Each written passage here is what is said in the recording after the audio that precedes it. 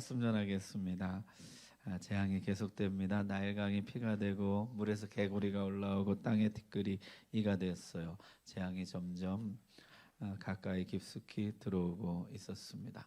애굽의 술사들이 모방에 실패하고 하나님의 권능을 인정했지만은 바로는 마음을 더 강팍하게 하고 끝내 하나님 말씀을 거역했죠. 네 번째 재앙이 시작되었습니다. 자, 네 번째 재앙, 나일강에서 바로를 만나는데요. 내 백성을 보내라, 그들이 나를 섬길 것이니라 했습니다. 여러분이 10가지 재앙이 세 개, 마지막 재앙 이런 구성으로 되어 있다 그랬죠. 그래서 각 세트의 첫 번째 재앙 147 재앙은 같은 패턴입니다. 나일강에서 경고하고 258 재앙은 왕궁에서 경고하고 369 재앙은 경고 없이 임하고 이런 패턴으로 구성되어 있어요. 자, 나일강에서 경고한 후에 재앙이 시작되는 게 이게 이제 각 세트의 첫 번째 147 재앙이죠. 나일강에서 또 모세를 만난 바로는 이 또 시작인가 하는 어떤 두려움을 느꼈을지 모르겠습니다. 내 백성을 보내라. 만일 거부하면 파리떼가 애굽 사람의 모든 집에 가득할 것이다. 떼지어 다니는 곤충들의 대대적인 창궐, 그 규모가 엄청날 것이다. 모든 사람들에게 파리떼가 달라붙을 것이다 했습니다.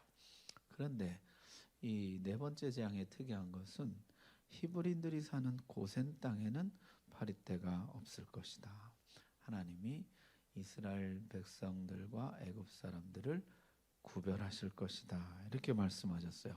이것으로 너희가 내가 여호와인 줄 알리라.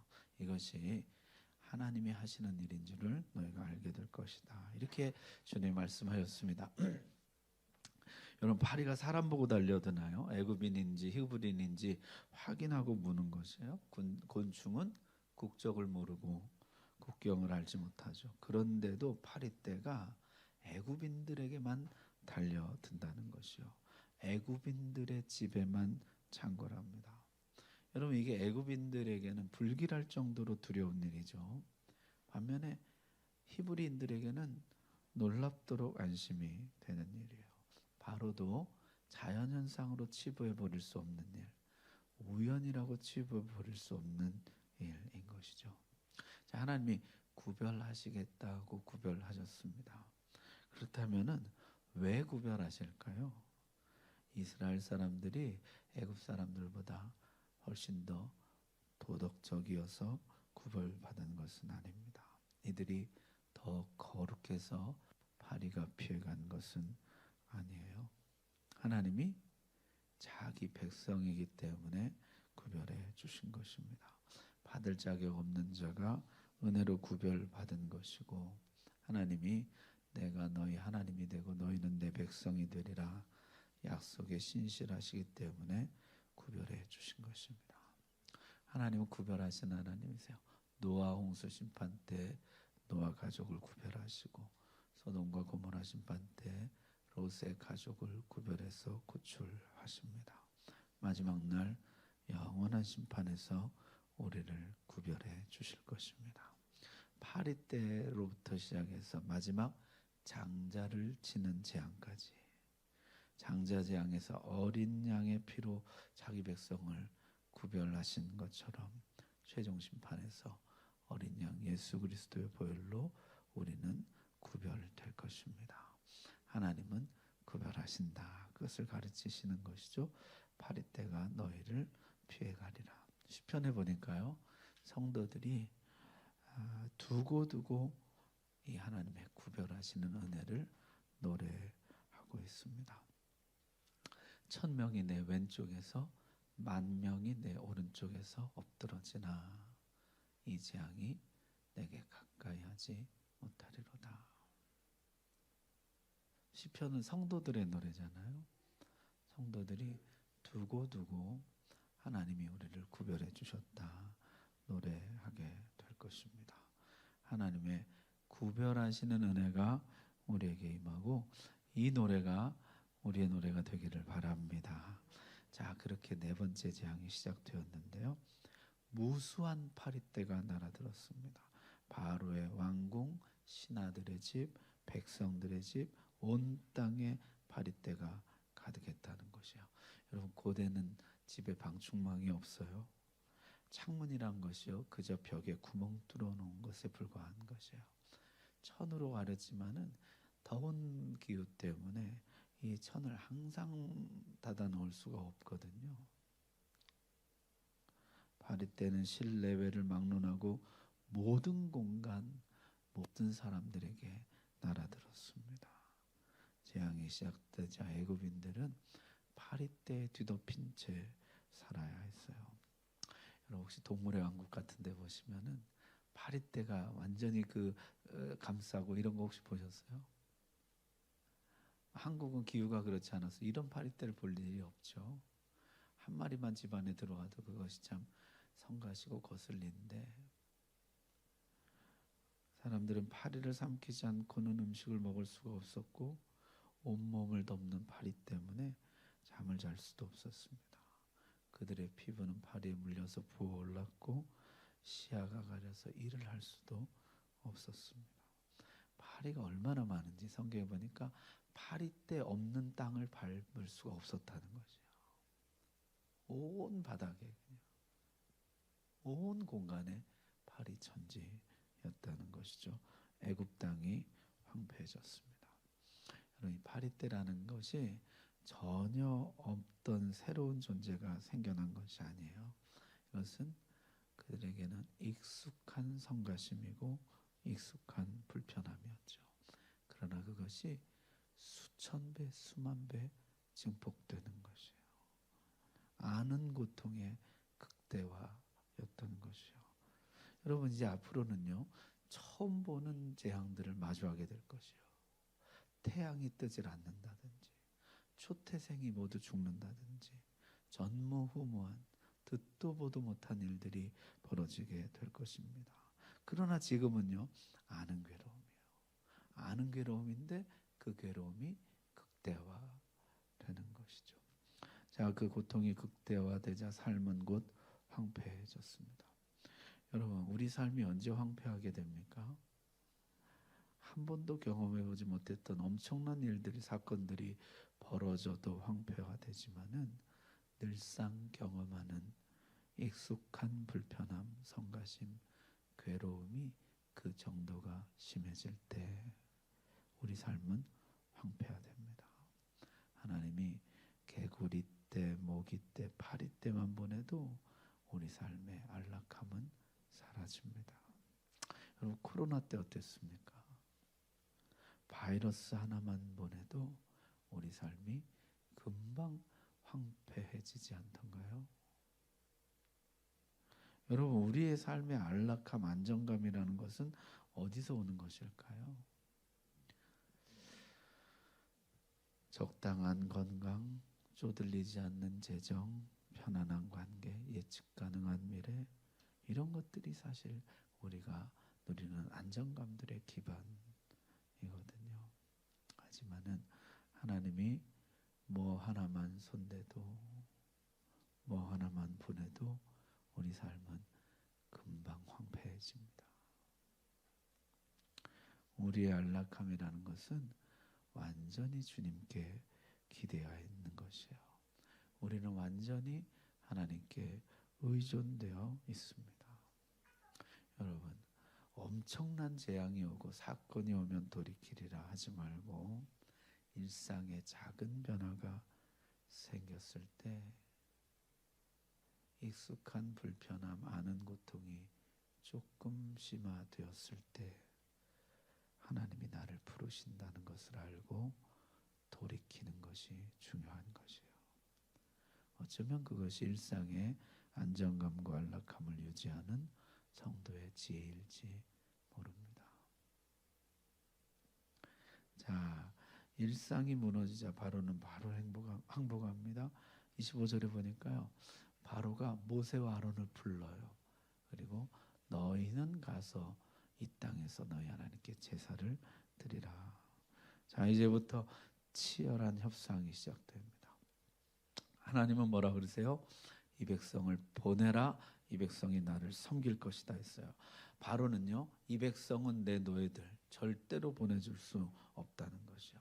그런데 재앙은 괴롭고 힘들어요. 약간의 양보를 통해서 타협점을 찾는 것이죠. 이 노예들에 대한 지배권은 유지한 채 재앙을 끝낼 수 있는 방법, 백성들을 달랠 수 있는 방법, 그건 뭐예요? 제사해라. 그렇게 원하면 제사해라. 그런데 이 땅에서 제사해라. 이 땅에서 계속 살면서 하루 종교 휴일을 주겠다는 것이에요. 소속은 바로 소속으로 있으면서 하루 종교 휴일에 만족하라는 것입니다. 소속은 세상 소속인데요. 하루 교회 갔다 오는 것으로 만족하라는 것이에요. 여러분, 이게 바로의 고도의 술책인 것을 알아야 합니다. 계속해서 자기 노예로 붙잡아 두면서 이 백성을 달래는 방법이 하루 종교 휴일 주는 것이에요.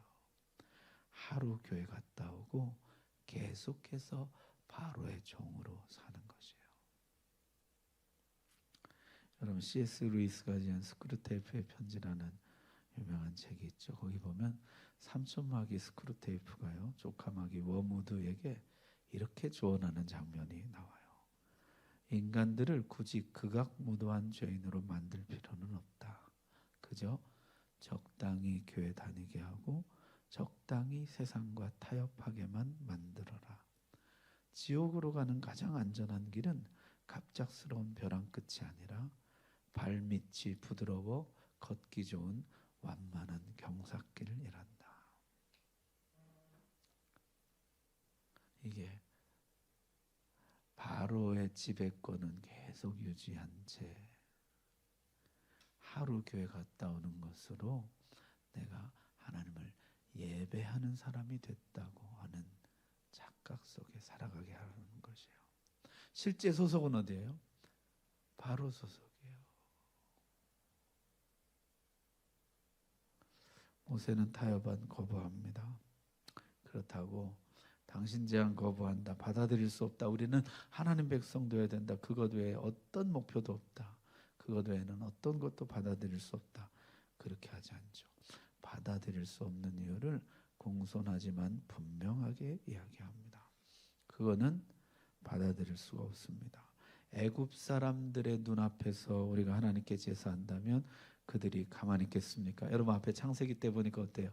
요셉 때 이 애굽 사람과 이 히브리 사람은 밥도 같이 안 먹어요. 상 따로 차립니다. 서로 부정하게 여겨서 따로 먹거든요. 심지어 이들의 생업, 목축을 애굽인들은 가증하게 여겨 직업으로 삼지도 않는다 그랬어요.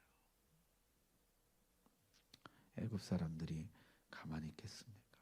여러분, 현재도 3,500년 전인데 이때가 3,500년 지난 지금도 이슬람권에서 기독교인들이 공개적으로 예배한다 그러면 어떤 일이 벌어질까요?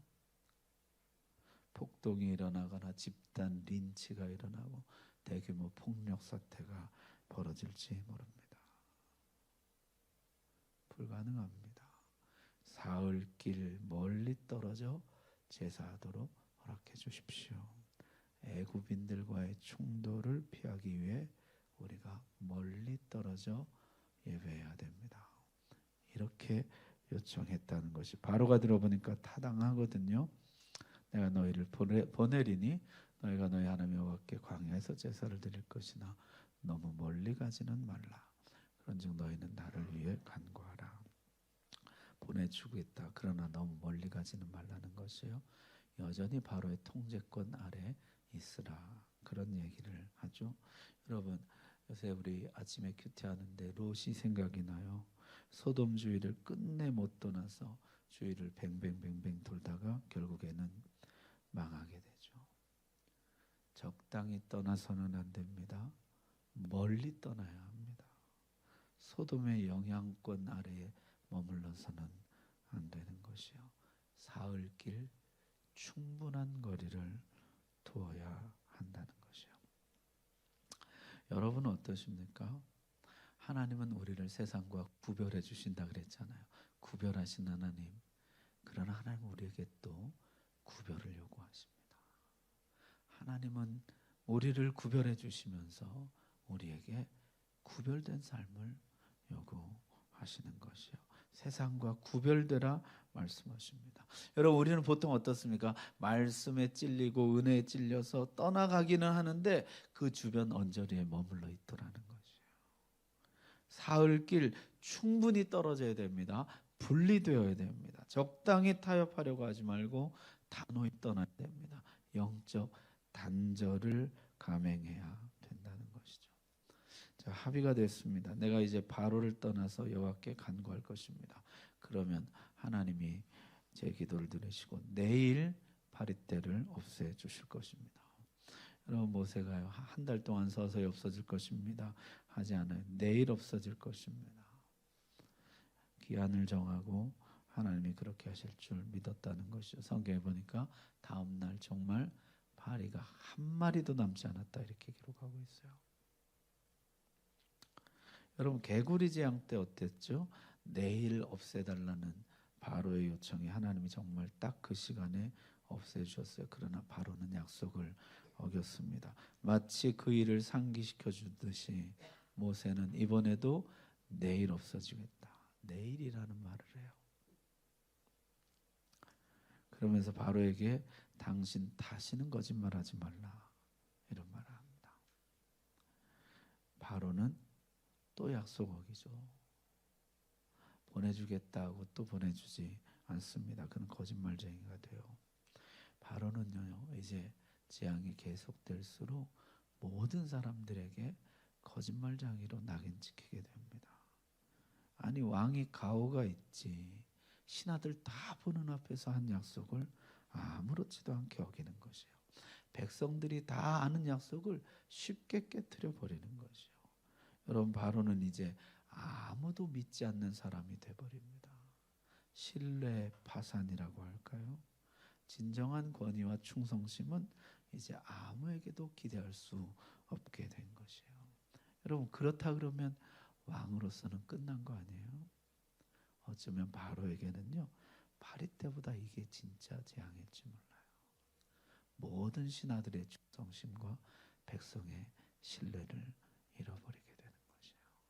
아이, 저 거짓말쟁이 저거.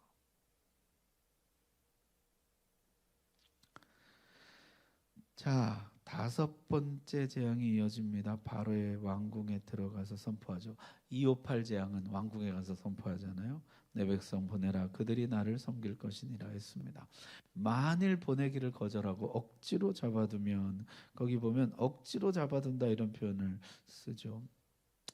다른 곳에 있어야 될 백성을 네가 잡아두고 있다는 것이에요. 흐르는 강물을 역행해서 억지로 잡아두는 것처럼. 여러분이 억지로 잡아둔다는 단어가 근육에 대해서 쓰는 단어예요. 지금 완력으로 역행하고 있다는 뜻이죠. 억지로 잡아두면 너의 힘으로 나의 힘에 대항한다면 너는 여호와의 손의 힘을 보게 될 것이다. 내가 죽말과 나귀와 낙타와 소와 양과 양에게 여호와의 손이 더할 것이다. 심한 돌림병이 있을 것이다. 여러분, 이제부터 재앙의 양상은 확연히 달라집니다. 하나님의 손이라고 느낄 만큼의 재앙, 끔찍한 재앙이 임할 것이에요. 여러분, 오늘날에도 구제역이나 조류독감, 가축 전염병이 돌면 그 피해가 막심하죠. 이 당시에는 거의 속수무책이었을 것입니다.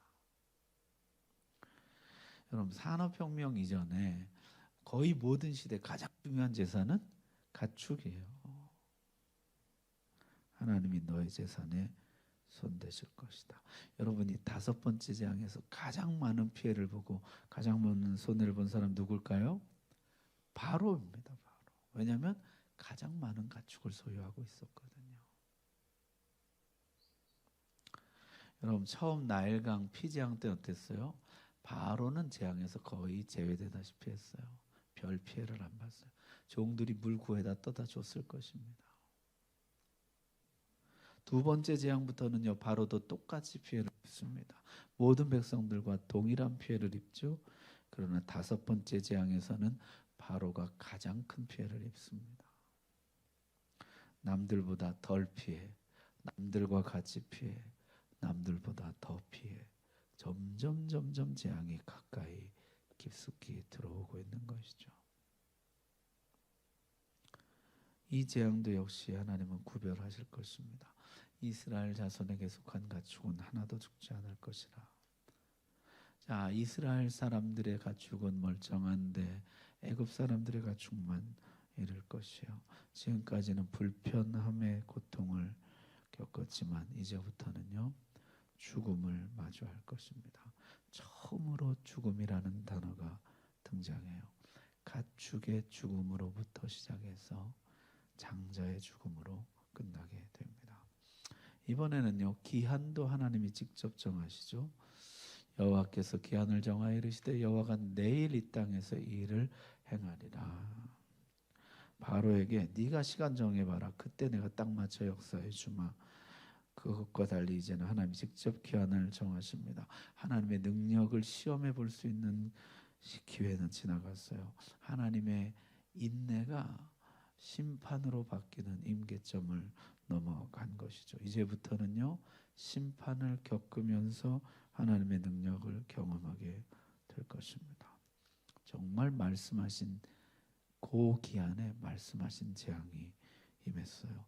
애굽 모든 종류의 가축들이 죽었습니다. 모든 장소에서 도처에서 가축들이 죽었어요. 그러나 이스라엘 자손의 가축은 하나도 죽지 않았어요. 7절에 보니까요, 바로가 고센 땅에 사람을 보냅니다. 왜 보낼까요? 확인하려고. 이스라엘 가축이 정말 죽었나 죽지 않았나 확인하려고 보냈다는 것이, 이게 진짜 여호와의 재앙인지 우연인지 자연재해인지 현장 검증 사실 확인을 위해서 조사관들을 보냈다는 것이죠. 보내보니까 정말로 이스라엘의 가축은 하나도 죽지 않았어요. 우연이나 자연현상이 아니라 하나님의 재앙이라는 빼박 증거가 나온 것이죠. 하지만 바로는 이 순간 할 수 있는 가장 어리석은 일을 합니다. 마음을 완고하게 하는 것이에요. 계속 하나님께 대항합니다. 자, 여섯 번째 재앙이 이루어지는데요. 이 두 번째 세트의 마지막 재앙이죠. 4, 5, 6 재앙의 마지막 재앙. 경고 없이 임하게 되는데요. 화덕의 재를 두 움큼을 양손에 이렇게 한 움큼씩 잡고 두 움큼을 잡고 바로 앞에서 하늘을 향해 이렇게 날리라는 것이죠. 그 재가 티끌 먼지가 되어서 애굽 온 땅에 퍼져 나갈 것인데 그 재가 떨어지는 곳마다 닿는 곳마다 악성종기 피부 전염병이 발병했다는 것이요. 그걸 보면 화덕의 재 두 움큼을 갖다 던져라 이랬어요. 그럼 화덕은 어떤 것이에요? 이스라엘 백성들에게 벽돌을 굽는 벽돌 가마거든요. 그러니까 뭐예요? 이게 고역의 장소고 눈물의 장소예요. 하나님이 애굽을 심판하는 장소로 바꾸셨다는 것이에요. 여러분, 나의 화덕은 어디일까요? 네, 고통의 장소, 눈물의 장소. 여러분, 거기가 하나님이 세상을 심판하시고 세상에 살아계신 하나님을 드러내는 장소로 바꾸어질 줄로 믿습니다. 하나님 그렇게 하셨다는 것이죠. 악성종기가요, 이 피부 감염, 피부병인데 이 벌개지다, 부어오르다 이런 뜻이에요. 애굽의 술사들조차 바로 앞에 서 있지도 못했다 이랬습니다. 모방이나 대결은 고사하고 왕궁에 나오지도 못했다는 것이죠. 거동도 못할 정도의 재앙이었다는 것이죠. 여러분, 이 재앙이 무서운 것은 지금까지는요, 환경이나 가축들 정도 피해를 입는 재앙이었어요. 여기서부터는 하나님이 사람의 신체에 손을 대십니다. 이제 앞으로 사람에게 재앙이 미치게 될 것이에요. 그러나 바로는 마음을 완악하게 해서 하나님을 여전히 대적합니다. 여러분, 죄라는 것이 이성적이지 않아요.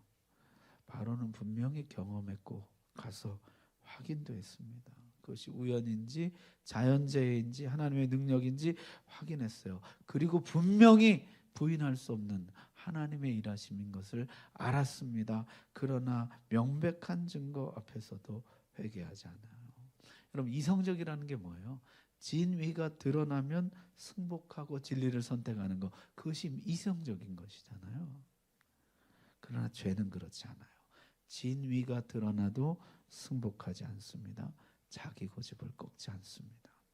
하나님의 능력을 알면 알수록 더욱더 마음을 완고하게 합니다. 그게 죄의 특징이라는 거죠. 바로는 이 싸움을 치킨 게임으로 인식하고 있어요. 여러분, 치킨 게임이란 말 들어보셨어요? 치킨 먹는 게임이 아니고, 치킨은 뭐예요? 겁장이란 뜻이에요. 여러분, 양쪽에서 자동차가 마주보고 돌진하는데요, 핸들을 꺾어서 피하면 겁쟁이가 되는 거죠. 자존심 때문에 안 피하면 죽는 거죠. 치킨 게임이라는 게 뭐냐면 겁쟁이가 되거나 죽거나 하는 게임이에요. 하나님께 항복하거나 죽거나. 저들의 신이 아무리 대단해도, 여호와가 아무리 대단해도 나는 절대 항복할 수 없다. 내 자존심을 꺾을 수 없다. 내 차라리 죽겠다. 여호와는요, 지금 재앙의 강도를 점점 높이면서 돌진해 오고 계십니다.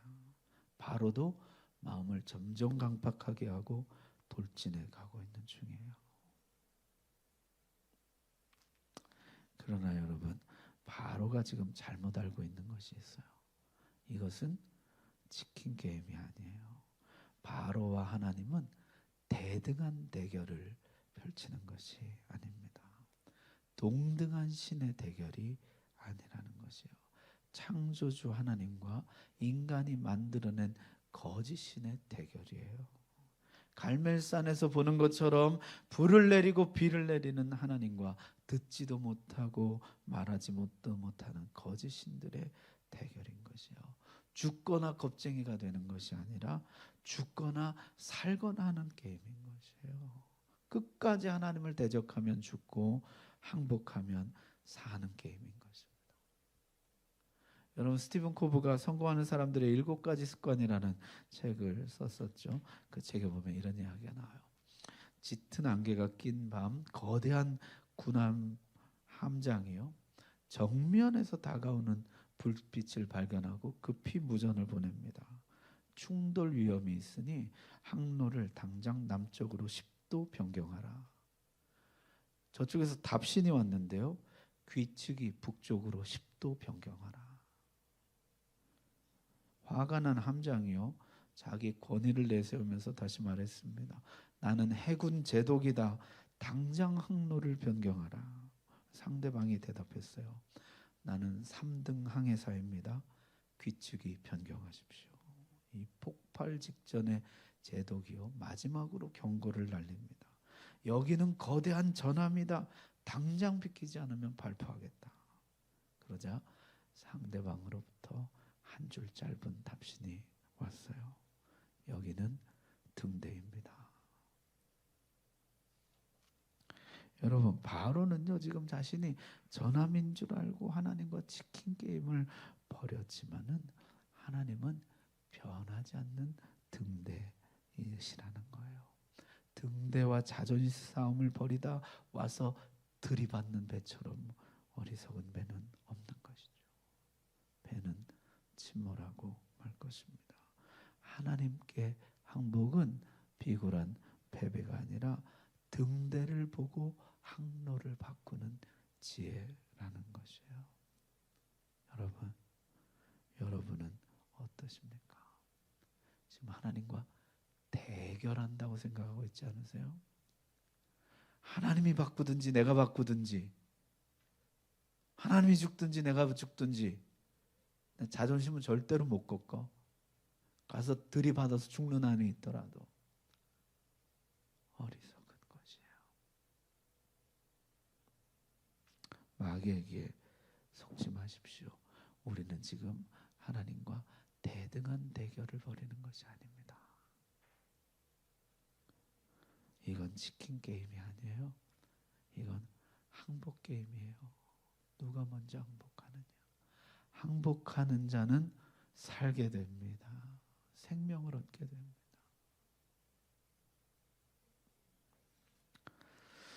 자, 여러분, 오늘 내 삶의 항로를 등대 대신 하나님께 그분의 말씀에 따라서 변경 조정하는, 끝까지 고집을 피우는 어리석은 사람 되지 말고 하나님 앞에 그 등대의 빛을 따라서 변경하는 그런 은혜가 우리에게 임하기를 바랍니다. 기도하겠습니다. 자, 이 시간에 기도할 때 주님, 죄는 참 비이성적입니다. 하나님의 능력을 확인하고도 하나님의 살아계심을 확인하고도 끝까지 하나님을 거역하려고 하는 것이 죄의 본성입니다. 우리를 불쌍히 여겨주시옵소서. 등대의 불빛을 보고 항로를 변경하는 것은 패배가 아니라 지혜입니다. 죽는 길이 아니라 사는 길입니다. 바로와 같이 마음을 완고하게 하지 않게 해주시고 하나님께 돌이키는 은혜를 우리에게 허락하여 주옵소서. 우리 다 같이 기도하겠습니다. 주님 감사합니다. 오늘 주신